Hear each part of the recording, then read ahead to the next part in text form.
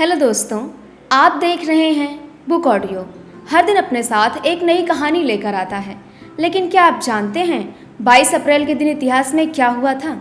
आइए झांकते हैं इतिहास के झरोखे से और चलते हैं अतीत के उन पलों तक जिन्होंने दुनिया को बदल दिया। 22 अप्रैल को पूरी दुनिया में पृथ्वी दिवस मनाया जाता है। इसकी शुरुआत 1970 में हुई थी, जब अमेरिका के सीनेटर गेलार्ड नेल्सन ने पर्यावरण संरक्षण के लिए आंदोलन छेड़ा। इसका कारण बना था 1969 में कैलिफोर्निया के सागर में तेल रिसाव, जिसमें लाखों समुद्री जीव मारे गए थे। पहले ही आयोजन में 2 करोड़ से ज्यादा अमेरिकियों ने हिस्सा लिया। आज 195 से ज्यादा देश हर साल पृथ्वी को बचाने, प्रकृति को बचाने और संतुलन बनाए रखने का संकल्प लेके इस दिन को मनाते हैं। व्लादिमीर इलिच उल्यानोव, जिन्हें हम लेनिन के नाम से जानते हैं, आज ही के दिन 22 अप्रैल 1870 को पैदा हुए थे। वे ज़ारशाही के कट्टर विरोधी, मार्क्सवाद के समर्थक और 1917 की रूसी क्रांति के नेता रहे। उनकी अगुवाई में ही बोल्शेविक क्रांति हुई और 1922 में सोवियत संघ का गठन हुआ। लेनिन को कुछ लोग आज़ादी का नायक मानते हैं तो कुछ तानाशाह के रूप में भी देखते हैं।